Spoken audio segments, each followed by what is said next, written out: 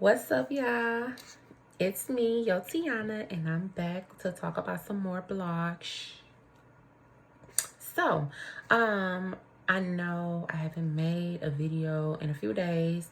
I had some really good news, and I just kind of wanted to sit and just show my gratitude with God, just give thanks, just kind of work on what I need to work on that end. So if you don't see my videos as much over the next couple of weeks, please understand that I'm trying to get things in order. I really want to do this as much as possible, but of course, life be lifing, and life is lifing in a really good way. So I just wanted to make sure that I get that out first and foremost for those who actually, care about my content or, look forward to my videos. There have been some things in the blogs that has been going on, but it really hasn't been enough for me to care about or to come on to record about. And the fact that they have passed, I don't really kind of want to touch on them because I don't want this video to be extremely long. Just a quick little 20-minute about this and that, So first things first, what I do want to talk about is actor Wendell Pierce. Wendell Pierce tweets that the fires of Los Angeles 2025 are exactly like Hurricane Katrina. I have been in both. Devastation across the entire city, tens of thousands evacuated and displaced. Danger is ever present. All citizens are in peril. Lives have been lost. Thousands have lost their homes. Insurance companies abandoning clients. And I would give Wendell this. I absolutely will give Wendell the fact that it is a devastation. You have people who are losing their lives. You have people who are losing their homes, people who are losing extremely sentimental, valuable things, a lot of things that mean a lot to them. Some things that I cannot imagine losing in any natural disaster or just period, are my photo albums of my children, of my family. I just cannot imagine not having those.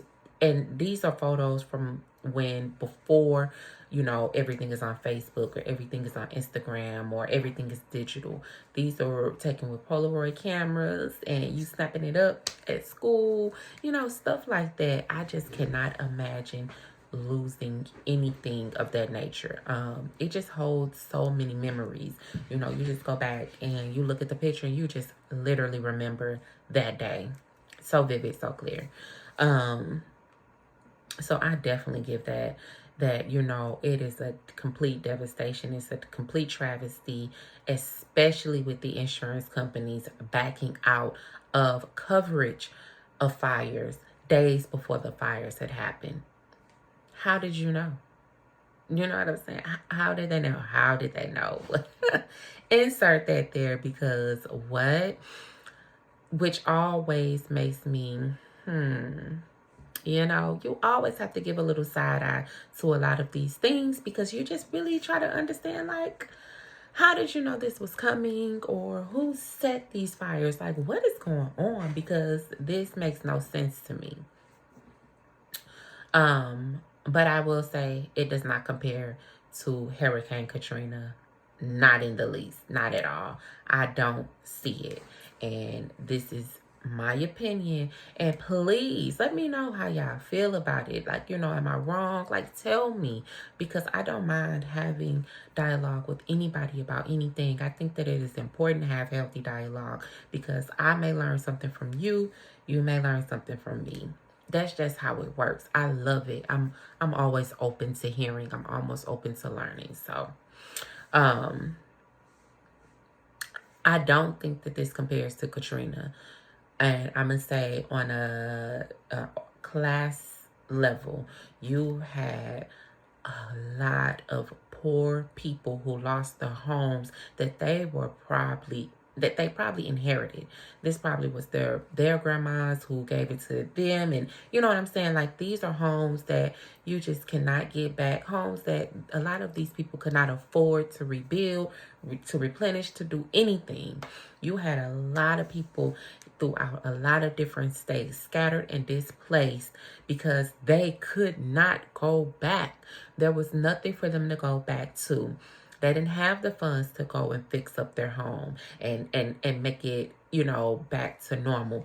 They barely had the money for the home that they had. And like I said, a lot of homes are always passed down to us. That's how a lot of you know, land has occurred, or how you know, just owning certain things has occurred. We had a house that was passed down, and I want to say after my mom, it was just a wrap on that house. The neighborhood was in complete shambles. You know, it just was one of those type of situations. But my grandmother stayed there, then my great grandmother before her, and her mom. Like, it really was a family house. So that happens a lot in Black culture, where you are inherited these homes. And especially if you already come from a place of where you don't have it, you don't have a lot of money, these homes mean a lot to you. You know what I'm saying? This is really all you have to your name. So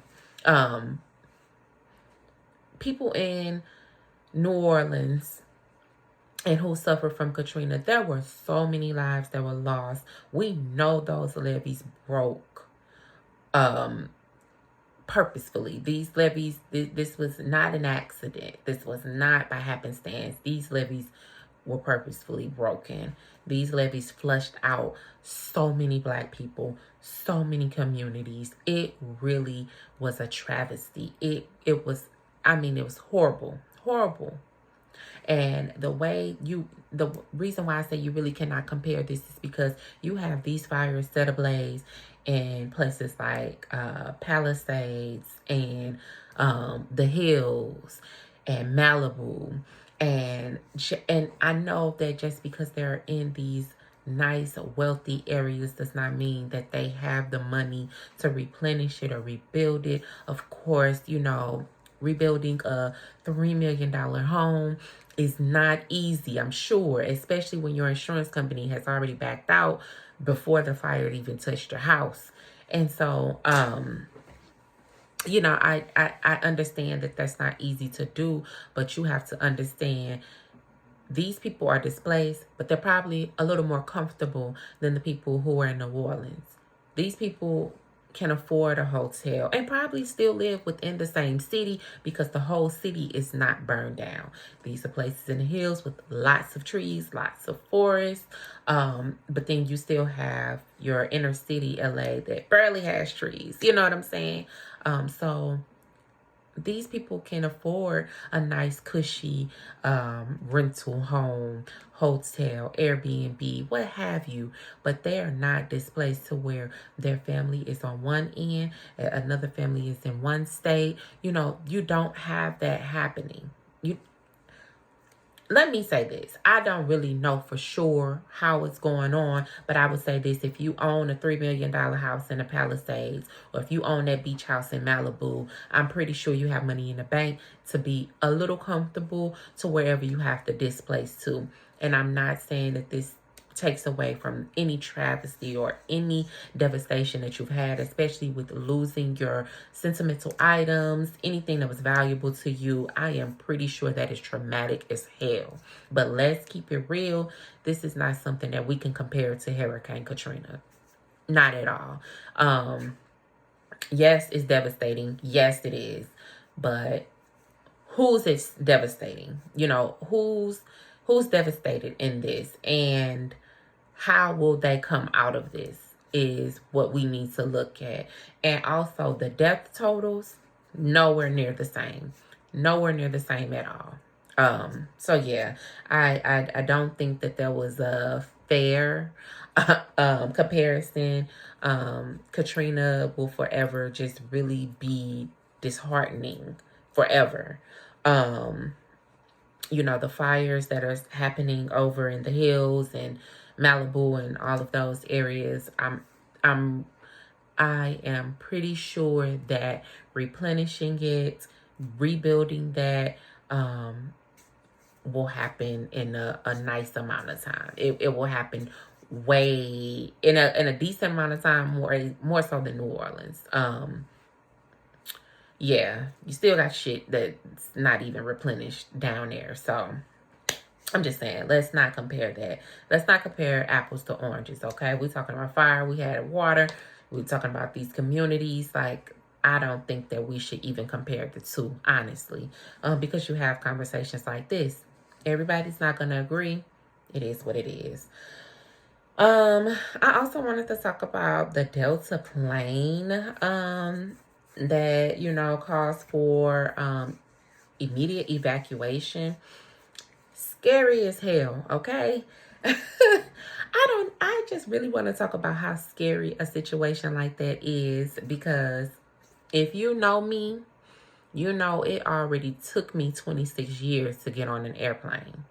I was not messing with them, okay? I probably still wouldn't be messing with them if I didn't like to travel so much. Yeah, I just cannot sit for too long taking a road trip, so a plane it is. But I hate airplanes. I do not like riding in them. I don't. Every time you take off, you can feel the pressure that has you like back in your seat like this.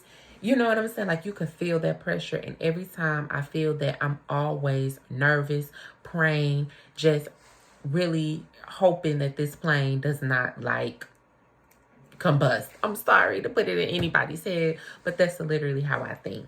So when they said that plane had trouble with the engine, or, engine problems, during takeoff, that's scary as hell to me, because takeoff is the scariest part of the flight. Takeoff is the scariest. And so it really didn't get into details about it, but it did say that 2 people went to the hospital with minor injuries. So there were no fatalities. Of course, there were minor injuries for a few people, but I want to know how. And you know how you'd be like, oh, if I was in such and such, I would be under the seat. Nothing happened to you, but you, of course, gonna like play it up and act like you're so hurt because, I don't know, you just want to get a little money or whatever. I don't know what people do. But I do want to know, like, what was it? Was it whiplash? Like, what happened? I need more when it comes to this plane shit, because that shit scares me. So I need to know exactly what happened so I can figure it out, and go to Boeing myself and be like, all right, this is what we need to change. The aerodynamics on, the... No, but seriously, I really would like to know more about what actually happened. Was the plane like mid takeoff and the engine messed up and they had to ground it immediately, or did they try and it just wouldn't even lift? I just want to know a little bit more about it. It's scary as hell to me. I'm happy that everybody is safe. I'm happy that they caught it when they did, and that they did not have a full flight, or they wasn't 15,000 feet up in the air when they noticed that the engine is blacking out. I don't know, but I am I'm happy that everyone is safe and only a few minor injuries happened with that, or was sustained. Let's see. In other news, Megan Thee Stallion was granted a 5-year restraining order against Tory Lanez. And I read that and I'm like, how in the fuck does someone who is already incarcerated get a restraining order on top of the incarceration? And I did sit back and I thought about it. Tory Lanez has been antagonizing Megan Thee Stallion ever since the shooting. And I really have to give it to her, because, baby, you are strong to put up with his shenanigans.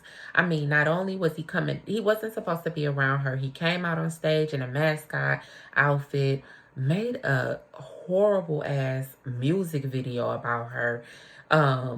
like, it's really been a lot of shit. And this is why I really cannot get with people who say, free Tory, he didn't do it, he shouldn't be in jail, and this and that. Like, he shot that lady. He shot her. He shot her. This is what the courts is saying. He shot her. I even believe, like, the neighborhood that they were in, you know, the man who made the 911 call seen it. He shot that lady at the end of the day. So I don't really understand why do we have all of this sympathy for Tory Lanez when he's been a menace? You know what I'm saying? This ain't his first rodeo with the courts. You feel me? He got some assault charges. Like, he really has little man syndrome.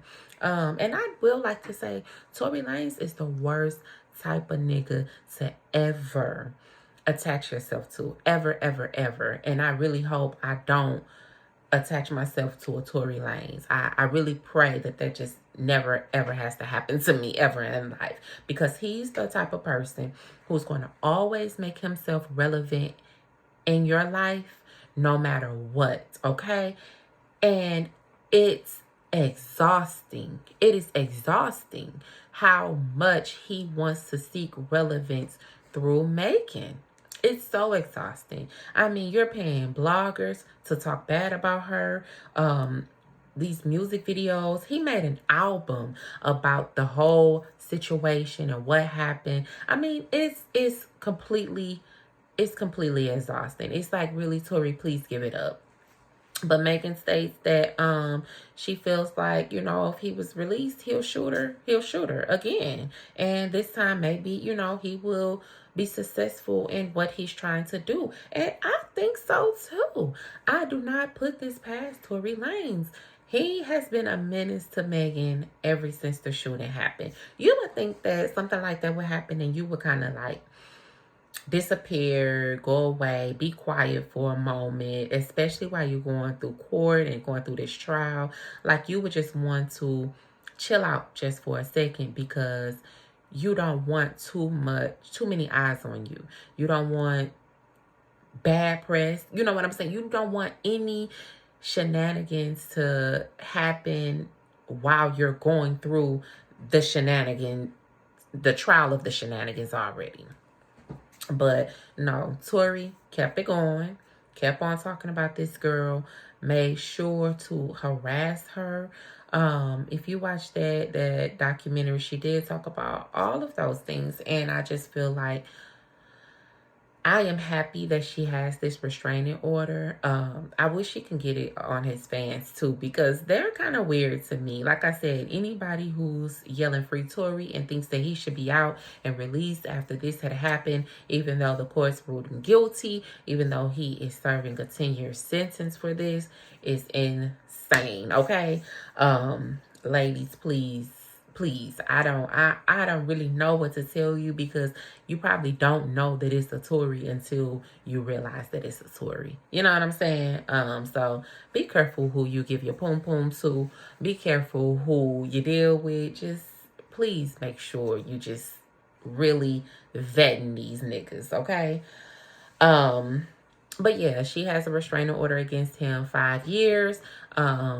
Not sure when he's projected to get out. Not sure if he'll even be granted, like, you know, early release, whatever. But I wish Megan the best. I really just hate that she has to deal with all of this. You know, it was her grandma and, I mean, her mom dying, her grandma dying, then getting shot on top of that. She really has been dealt a fucking hand, okay, within this whole fame shit.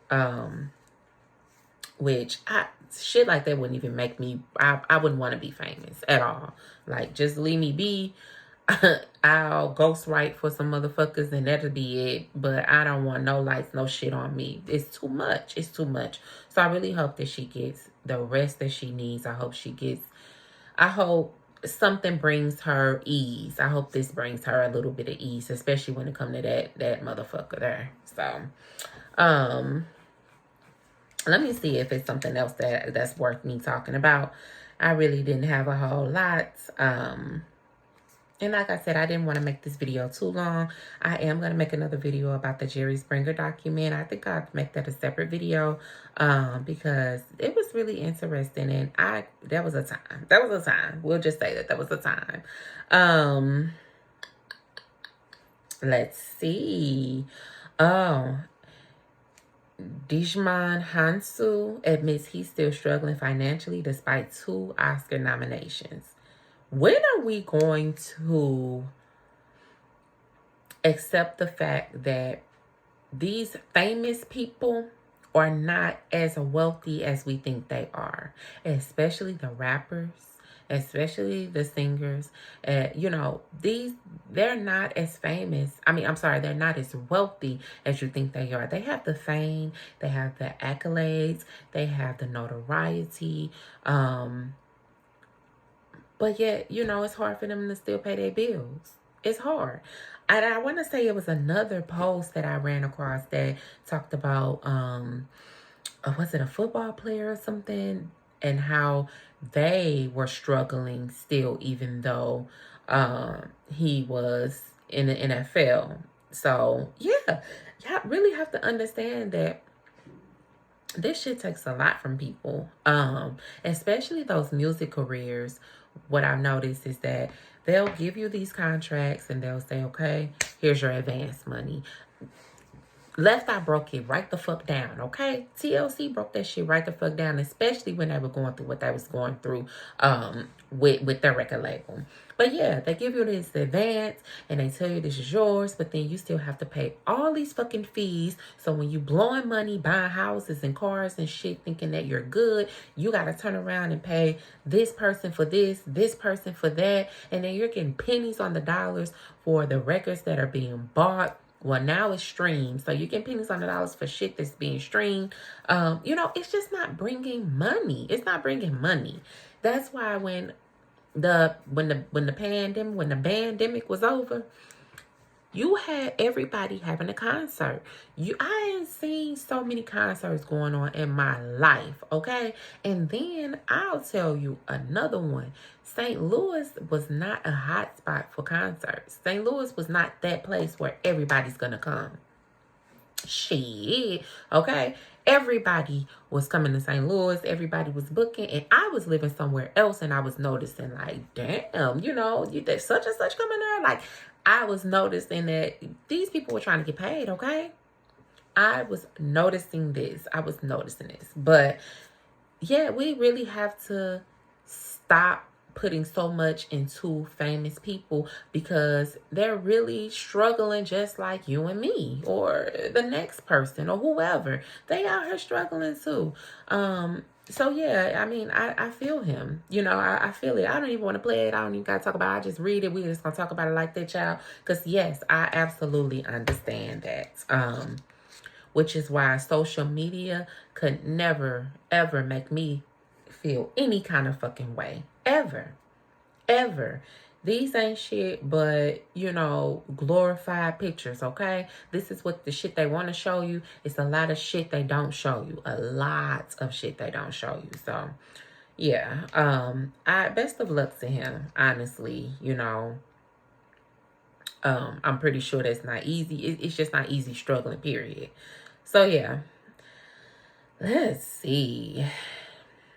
Nah, it ain't shit else I want to talk about. But y'all, thanks for watching. Catch me in another one, and I'll see you later. Be sure to like, comment, subscribe. Tell me what the fuck is up. You know, let's talk about some shit that I'm talking about. Let's get it popping in the comments. I would love that. That's why I'm up here. I want to have that dialogue with people. I honestly cannot wait for, you know, my page to get a little bit more traction. That way I can go live and I can really have conversations with people. I love shit like that, okay?